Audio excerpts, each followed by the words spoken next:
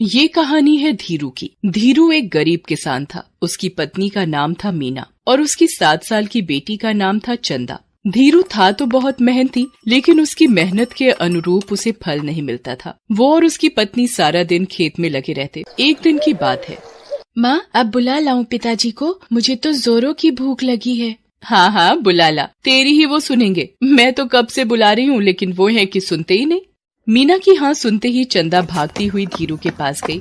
बाबा, अब बस भी करो, चलो जल्दी से खाना खाने, नहीं तो मुझे भूख से चक्कर आ जाएगा और इन बैलों को भी। चक्कर? ठीक कहती हो तुम, चक्कर तो आ सकता है। चलो चलता हूँ। धीरू ने बैलों को एक पेड़ के नीचे बांधा, उन्हें खाने को दिया। फिर वो भी उसी पेड़ के पास अपनी पत्नी और बेटी के साथ खाना खाने के लिए बैठ गया। मीना ने खाना निकाला, फिर वो सभी खाना खाने लगे। भगवान से यही प्रार्थना है कि इस बार ठीक से बारिश हो, नहीं तो बहुत दिक्कत हो जाएगी। पिछले साल की सारी मेहनत ठीक से बारिश न होने के कारण बर्बाद हो गई थी। बस इस बार ऐसा ना हो। वो बातें कर ही रहे थे कि चंदा ने कहा, बाबा, मेरा खाना तो हो गया, मैं लेकर जाऊं बैलों को खेतों में? अरे नहीं नहीं, तुमसे नहीं संभलेंगे ये। अरे बाबा, ये दोनों मेरे अच्छे दोस्त हैं, मेरी बात सुनते हैं, जाने दो बाबा, जाने दो ना। नहीं, इस तरह जिद नहीं करते। बाबा, आप ही बोलो ना माँ को। अब तो धीरू का भी खाना हो गया था। चल, अब मैं भी चलता हूँ तेरे साथ, चल।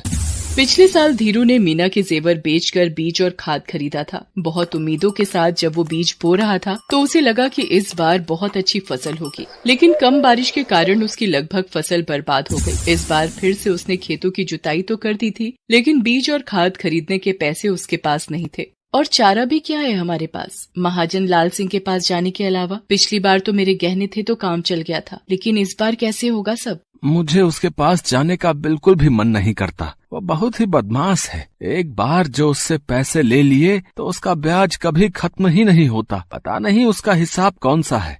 पूरी रात धीरू को नींद नहीं आई। उसे समझ नहीं आ रहा था कि पैसों का इंतजाम कैसे होगा। लाल सिंह के पास से पैसे तो तुरंत मिल जाते, लेकिन उसके कई दोस्त उसके चंगुल में आकर अपनी जमीन तक गंवा चुके थे।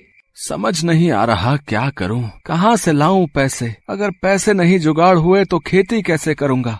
रात से सुबह हो गई, लेकिन धीरू के सवालों का जवाब नहीं मिला। अब बिना बीज और बिना खाद खेती तो संभव नहीं। ना चाहते हुए भी धीरू को मन मार कर महाजन लाल सिंह के पास जाना ही पड़ा।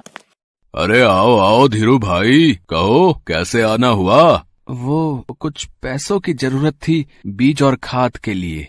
अरे इसमें हिचकने की क्या बात है, हम तो बैठे ही हैं जरूरतमंदों की सेवा के लिए, समाज सेवा के लिए। पता है धीरू, ये जीना भी कोई जीना है। अगर आप किसी की मदद नहीं करें तो मैं तो भगवान का लाख लाख शुक्रिया अदा करता हूँ कि उन्होंने मुझ जैसे इंसान को तुम लोगों की सेवा के लिए चुना है। लाल सिंह की बात को सुनकर धीरू को गुस्सा तो बहुत आ रहा था, क्योंकि पूरे गांव को उसकी असलियत पता थी। फिर भी वो चुपचाप उसकी बात सुन रहा था, क्योंकि इस समय वही उसकी मदद कर सकता था। अरे क्या सोच रहे हो? कुछ नहीं। कितने पैसे चाहिए? 10,000। अरे 10 ले, 20 ले, 50 ले, लेकिन तुझे तो पता है ना, ब्याज 20% से कम नहीं लगेगा। धीरू ने उससे पैसे लिए और वहाँ से निकल गया। रास्ते में वो ये सोचते जा रहा था, बेईमान कहीं का, 20% ब्याज लेता है और कहता है समाज सेवा कर रहा हूँ। दुख की बात ये है कि ऐसे लोगों की ही भगवान मदद करता है और हम जैसे लोग दर दर की ठोकरें खाते हैं। इस बीच धीरू बीज खाद सब ले आता है। ईश्वर की कृपा से बारिश भी अच्छी होती है। कुछ महीनों बाद ही उसकी फसलें लहलहा उठती हैं। देख रही हो मीना, ये लहलहाती फसल एक किसान की जीत का यही तो प्रमाण है। भगवान ने हमारी सुन ली। मीना, इस बार चंदा के लिए नए कपड़े और वो जो गुड़िया हम देख कर आए थे ना शहर की मार्केट में। कौन सी? अरे वो लाल वाली। हाँ याद आया। वो इसके लिए ले आएंगे। कितनी खुश हो जाएगी ना हमारी चंदा। धीरू बार बार ये बात दोहरा रहा था। तभी उसे मीना ने जगाया। अरे ये सुबह सुबह आप क्या बड़बड़ा रहे हैं, क्या ले आएंगे? धीरू ये सारी बातें सपने में देख रहा था। हालांकि उसने बीज वगैरह बो दिए थे। थोड़ी बारिश भी हुई थी, इसलिए ज्यादा परेशानी नहीं हुई, लेकिन फिर तो जैसे बादल रूठ ही गए। पूरे गांव के किसान एक बार फिर से परेशान हो गए। अगर ठीक से बारिश नहीं होगी तो फसल तो मर जाएंगे। यही ख्याल सबके जहन में आ रहा था। दिन बीतते जा रहे थे, लेकिन बारिश का नामो निशान नहीं था। आखिरकार वही हुआ जिसका डर था। इस साल भी बादल थोड़ा ही बरस कर रह गए। इस साल भी उतनी बारिश नहीं हुई जितने की जरूरत थी। बारिश के अभाव में किसानों की सारी मेहनत बर्बाद हो गई। लेकिन इन सब बातों की फिक्र लाल सिंह को कहाँ। वो गाँव वालों से अपने पैसे के तगादे में निकल पड़ा। हरिया, अरे हरिया, कहाँ मर गया रे? हरिया ने दरवाजा खोला। उसे देखकर लाल सिंह गुस्से में आग बबूला हो गया। अबे मर गया था क्या? हैं? भला इतनी देर लगती है दरवाजा खोलने में? चल मेरे पैसे निकाल। पैसे तो अभी नहीं है, आपको पता है ना इस बार भी बारिश नहीं हुई, खेतों में फसलें मर गई हैं। तू भी जाकर मर जा, लेकिन मेरे पैसे देकर। कहाँ से लाऊं मैं पैसे? बे पागल वागल हो गया है क्या? मैं कैसे बताऊं कहाँ से लाएगा पैसे? चोरी कर, डाका डाल, या नहीं तो अपना खेत कर मेरे नाम। चल। लाल सिंह ने कई किसानों को उनकी जमीन पर कब्जा करने का डर दिखाया। उसके डर से हरिया और बिरजू ने गांव के ही पीपल के पेड़ से लटक कर आत्महत्या भी कर ली। उन दोनों की बेटियां चंदा की सहेली थी। अब तो चंदा के मन में भी डर समा गया था, लाल सिंह उनके भी घर आएगा, क्योंकि उनके पिता ने भी कर्ज ले रखा है।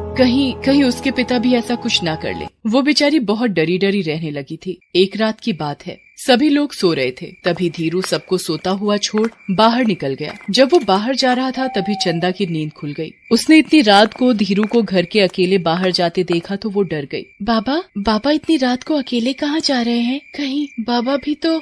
चंदा ने कुछ नहीं कहा, लेकिन वो धीरू के पीछे पीछे जाने लगी। उसने देखा कि धीरू गांव के बीच वाले मैदान के पास एक पेड़ के पास जाकर रुक गया है। चंदा का दिल अब जोर जोर से धड़कने लगा था। फिर उसने देखा कि धीरू ने कुदाल निकाली, उसे जमीन पर जोर जोर से मारने लगा। चंदा को समझ नहीं आ रहा था कि उसके पिता आखिर क्या कर रहे हैं। वो भागी भागी धीरू के पास गई। बाबा आप ये क्या कर रहे हैं? एक नई शुरुआत बेटा, एक नई शुरुआत। मैंने ठाना है कि मैं गांव में नहर बनाऊंगा और उसे दूसरे गांव की नदी से जोड़ूंगा। इससे क्या होगा? कल को अगर बारिश ना भी हो तो कम से कम हमारी फसलें तो नहीं मरेंगी। कल को फिर कोई किसान उस लाल सिंह के डर से आत्महत्या तो नहीं करेगा। पर पिताजी, ये कितने दिन में पूरा होगा? चाहे जितने भी दिन में पूरा हो, चाहे इसे पूरा करने में मेरी मौत भी क्यों ना हो जाए, लेकिन अब तो मेरी जिद है कि इसे पूरा करके रहूंगा। धीरू अपने काम में लगा रहा। दो नन्हे हाथ भी पूरी रात उसका साथ निभा रहे थे। वो नन्हे हाथ चंदा के थे। उधर लाल सिंह के सपने में वो दोनों किसान जिन्होंने आत्महत्या की थी वो आने लगे। कभी कभी तो वो दोनों लाल सिंह को दिन में भी दिखाई देने लगे।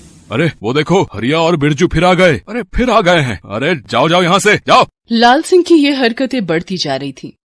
फिर पता नहीं एक दिन वो अचानक कहाँ गायब हो गया। इधर धीरू अपने काम में लगा रहा। पहले तो गांव वालों ने उसे पागल समझा, लेकिन धीरे धीरे गांव वाले भी उसके साथ हो गए और सभी ने मिलकर एक असंभव काम संभव कर दिखाया। आज उसके गांव में नहर बन गई है। अब किसानों की फसलें हर साल लहलहाती हैं। धीरू के जज्बे ने पूरे गांव को ये सिखाया कि बुरी परिस्थिति में घुटने नहीं टेकना है, बल्कि लड़ना है, तभी नई राहें खुलती हैं।